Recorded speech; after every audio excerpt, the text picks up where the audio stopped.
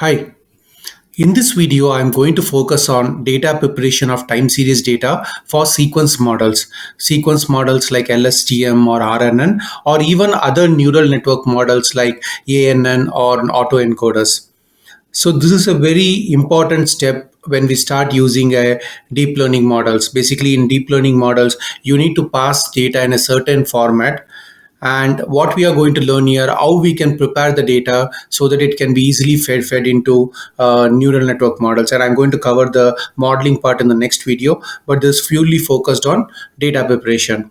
We will also see different time series concepts like sliding window and hopping window, which are also based for a lot of streaming analytics. So let's get started. So what I'm doing is I'm importing pandas library, matplotlib for visualization, and I'm using a package called keras preprocessing sequence. From keras preprocessing sequence, I'm using time series generator. While you can use your own functions to prepare your data, there's a very handy function which simplifies the way you can prepare the data for neural network models. I'm using time series generator, and I'm just using IPython display to display some images to show you some examples of how the data is prepared. So let me run this one, and then I am importing a data file from UCI repository. So basically this is an energy consumption data. It has data of energy consumed by various appliances, right? So I'm going to read this particular file. You can get the file from UCI machine learning repository. If you see that this data, there are a lot of features in this data over here. So basically you can see the first column is the energy used by appliance, the energy used by light on a particular day, and this data is at a 10 minutes interval. So you can see data at 5 o'clock, 5:10, 5:20, 5:30. So every 10 minutes we have data over here, and there are a lot of features over here. You have temperature in the living room, humidity in the living room, temperature in the kitchen, humidity in the kitchen. And for this purpose, I'm going to show you how to prepare multivariate data for your sequence models. But I'm not going to use all the features. I'm going to use some 3 or 4 features on it. I'll focus on that for now. So let me quickly get the info of this particular data frame. And you can see like there are a lot of columns. There are around 28 columns. You can see like temperature and humidity, the temperature and humidity for each and every room in that particular house where this particular appliance usage is captured. You then also have an outside temperature, which I'm going to use. You have outside pressure, you have humidity outside, wind speed, visibility. So what we are going to do is we are going to prepare data in such a way, like maybe based on the outside temperature, pressure, humidity, can we predict the appliance energy usage? That's what we are going to do. We are going to prepare the data for that. So what I'm going to do is there is also a date column, which you see the date is object, and for the analysis, for some of the time series analysis, we need to convert this date into timestamp format. So what I'm going to do is I'm going to use these columns for this particular video. The columns are basically the date when the particular reading was captured, the outside temperature, the outside humidity, appliance energy usage, and lights energy usage. I'm going to more focus on appliance energy usage, right? So first thing I need to do is I need to convert the date column into a timestamp format. So what I'm doing for that is I am taking the date column, I am converting using pandas.toDateTime function, passing the data and telling infer the date format. So once I have this date format, I can quickly plot the output, right? So for plotting the temperature output for column, what I am doing is I'm telling like the data frame, set the date as index. So if you have date as index, you can use a lot of time series plots that are available by default in the pandas function, right? So basically date will always be your x-axis if you set it as index. So I'm setting the index as date. I am taking the temperature out column and I'm just doing a plot. So if you see over here, it's going to show the plot of temperature. So we have data for around February 2016 to May 2016. You can see this is how the energy usage is, and the energy usage is constantly increasing over time. And basically maybe if you take a rough assumption, right, during the February month and March month, the temperature are typically not that hot, and it's either like just out of winter or spring, and you can basically see the appliance usage is lower, the temperature is lower, but the temperature steadily increases during the month of April and May. Right, so that's what we are seeing. Now we can also plot all the metrics together to see how they are correlated. So in this case, I am setting the index as date. I am using temperature output, humidity, appliance, and lights, and I am creating a subplot for each. So if you see over here in this plot, right, we saw already the temperature. The temperature is basically during the February month, the temperature is low. It's typically winter, and then it starts increasing during the summer. And the humidity also like kind of follows the temperature pattern to some extent. But if you see the appliance usage, the appliances usage is kind of higher during the winter month, during the earlier February month, and then after that, it's kind of like not as high as the winter month, but it's still like there are some peaks you can see in the appliances. And even the lights, you can see it's higher during the winter month, and during the summer it's lesser, because the nature lighting outside during the summer is pretty good, right? So this is the plot. Right, now let's quickly do a count of it, and you can see there are around 19,735 rows in this particular data set. Now what I'm going to do is I'm going to create two data frame, the feature data frame and also the target data frame. In the feature data frame, I am using appliances output temperature and humidity as the feature, and in target I am just using appliances. So the idea is, given the current appliance usage count for today, the outside temperature and the humidity, can I predict how much will be the appliance usage tomorrow? That's the problem we are going to kind of solve. So just for it to use in the time series generator, what I'm doing, I'm converting both into a list object. So since in this has only like one data frame column, I can directly call to list. But here I have three columns. I cannot directly convert to list. I have to first convert it to a numpy array and then to a list. So now I have the features column and I have the target column. Let me run the first 11 rows of the features column. You can see this is a list object. Basically, this was the appliance count, this was the temperature output, this was the humidity. It is basically a list. And then the target column output will have the appliance usage, energy usage. So it is 60 watts, 60 watts, 50, 50, 50, like that, right? You have that. Now what I'm going to do is I'm going to prepare this data so that we can feed it into the sequence model. Before that, let's understand some time series concept. So these are images that I've taken from the TensorFlow website. When you can go and find about these images over there. So the very first thing what I'm going to do is I'm going to take the previous six observation. In our case, the observations are 10 minutes. So when I say six observation in this case, that is 10 into 6 is 60 minutes, that is 1 hour. So I'm going to take the 1 hour observation and predict the next value. So that's what you can see here. So I'm taking time 0 to time 6 value. The input width over here is 6. And then I am predicting this next value, that is the sixth value or the seventh value, because it starts from 0 index. So basically that's what here I am doing. Here the offset is also 1, because we are immediately predicting the next value that we are going to get. So when you talk about time series, like if you are feeding into LSTM model, you need to basically combine the T0 to T5 as a sequence to predict the T6, which is going to be our label. This is one option, right? The same thing it's shown here also. Basically, I have time series T0 to T6. T0 to T5 are my inputs and T6 is the label. This is how typically you prepare for LSTM.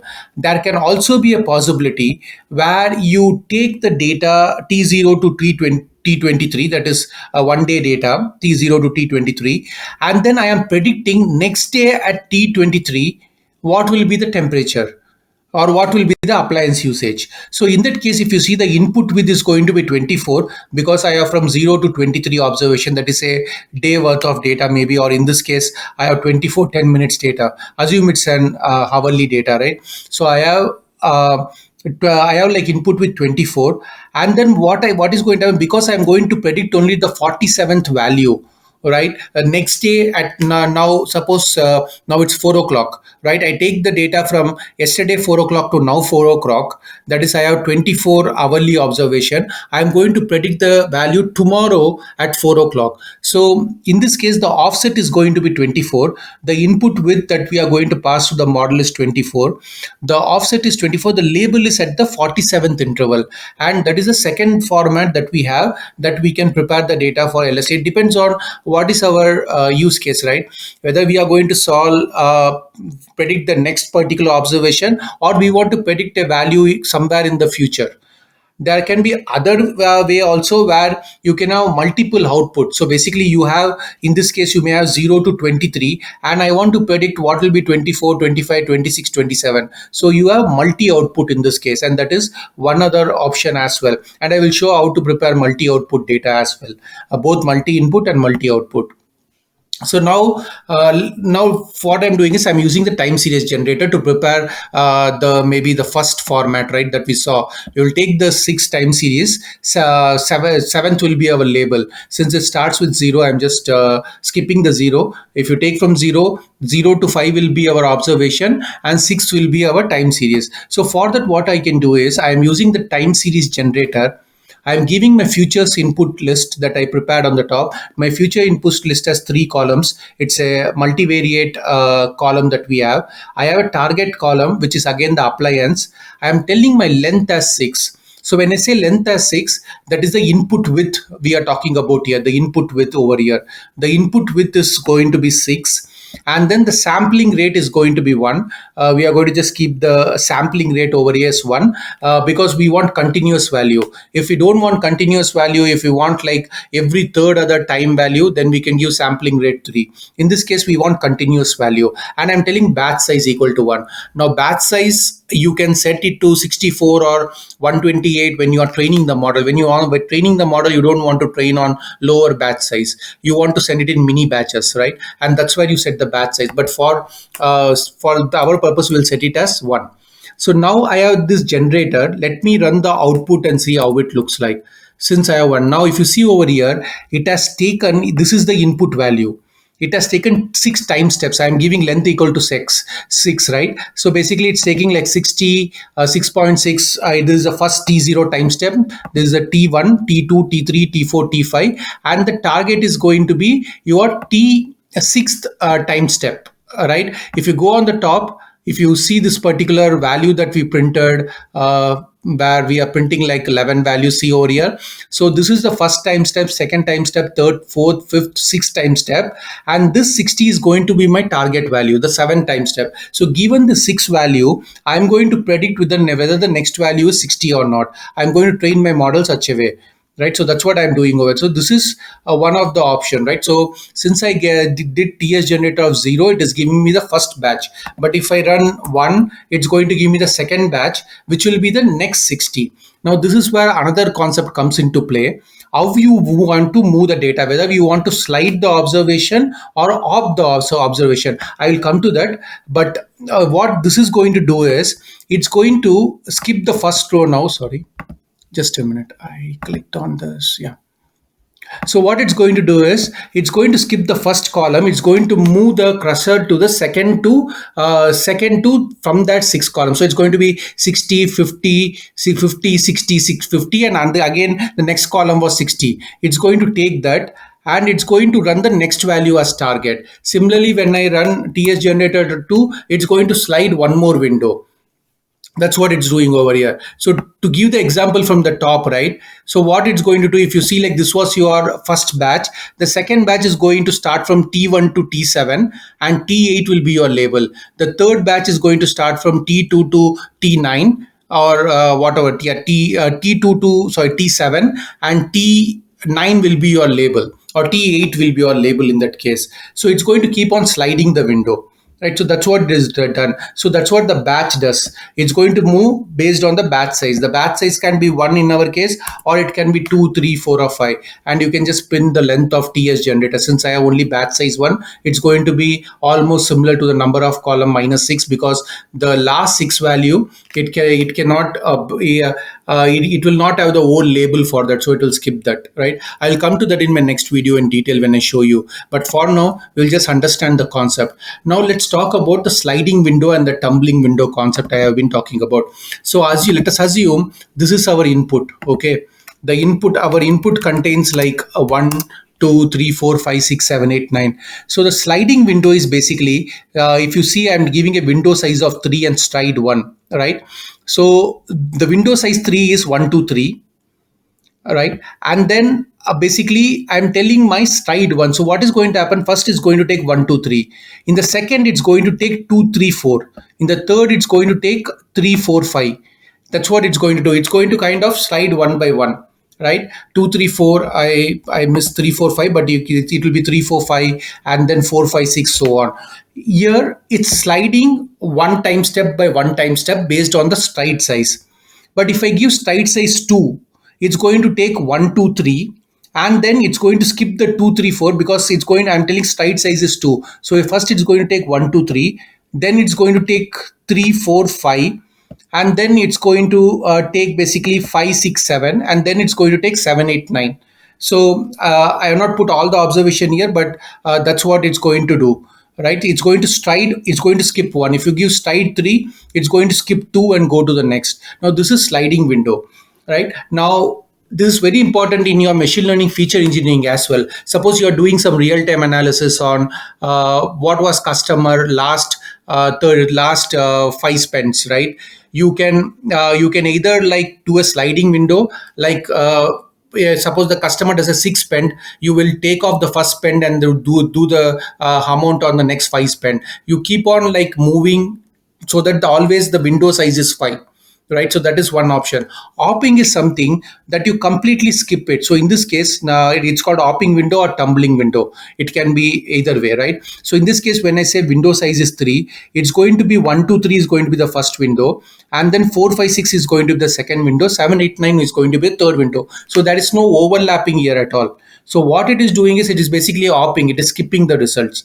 So if I always want the latest 3 count, then I can just use the tumbling window, right? I don't want overlapping windows, then I can use the tumbling window or hopping window. So this is the other concept. Now let's see how to implement that in time series generator. Is the same thing which we spoke about, but in this case what I'm doing is I'm adding a new parameter called stride 2 if I want to implement the second one, right, with the window size as 6. So here I'm telling my features, my length is 6, the sampling rate is same, batch size is same, but my stride is 2. So this will give me a generator over here. I can print the length of generator. Now the length of generator will be off of it. Why? Because we are skipping a window, right? That's why stride equal to 2 will do. And I can print the generator output. Now if you see, the first generator will be same as earlier, but the second generator will skip. If you earlier it was like 60 60 50, it was skip using this one 60 50, but you can see it starts from 50 now, so it's using the third one, so it is skipping the 60 50 combination,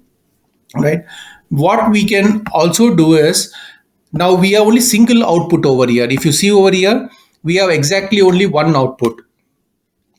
Now, what if you want to predict multiple time steps ahead? So I want to take T0 to T5. I want to predict T6, T7, T8. How can we prepare the data for that? So now what I'm going to do is, I'm going to first prepare my data frame, right? So what I'm going to take, I'm going to take my target appliance.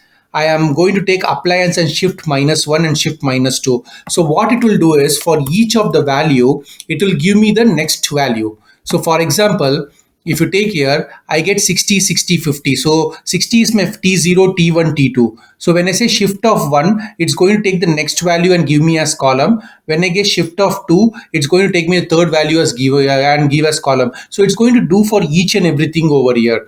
Each and every row, I'm going to have the current value, I'm going to have the next value, and the next value after that. And these three values are the one we are going to feed it as target. So once I have this, I'm going to assign this to an variable called multi-target. And I am also telling like drop the NA, because what happens when we move, when we create the shift, right? Last row will not have shift. When I see here, this shift of 1, yeah, after this 430, there is no value, it will have none. and this shift of 2 after this 430 it will not have value, so it will be NaN. So I'm going to drop NA. I'm going to do a 2 numpy and 2 list same as above, same as what we did late earlier, right? Once I have this, if I print the multi-target, so now I have multiple target value in the appliances. I have like basically the next two value over here, 0, 1, 2 and everything. Just 1 minute. Yeah. So maybe I missed the DF of appliance. I'm using only the two values. I forgot to add the DF of appliances. So I can do that. Just give me a minute. Yes. I can add that also over here. And then we can run this. And then we can run this. So I will have three values now, 60, 60, 50, and all these values I have. Now what I can do is I can go to my time series generator.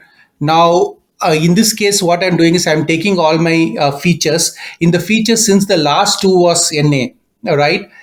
So what I'm doing is I am basically ignoring the last two feature column also, because my feature size and the target size has to match. Because I'm doing shift of -2, I'm telling ignore the last two columns because I don't have a label for that. And I'm giving my multi-target over here. I'm giving length as 6. I'm telling this, giving the same sampling rate batch size, and I'm telling stride as 6. In this case, what I wanted to show is the hopping window or tumbling window, because I'm giving length as 6 and the stride at 6. So every time the cursor will move after 6. So this becomes a tumbling window or hopping window concept that I explained. So let me run this and let's see like how the generator is generated. In this case, if you see your 6 value in the target and your 3 value that we are going to predict in the label. And similarly, when I run the next batch of time series generator, you will have, it has completely skipped the 6 value. It has come to a new 6 value, and then it is giving target for the next 3, right? So now we have this data.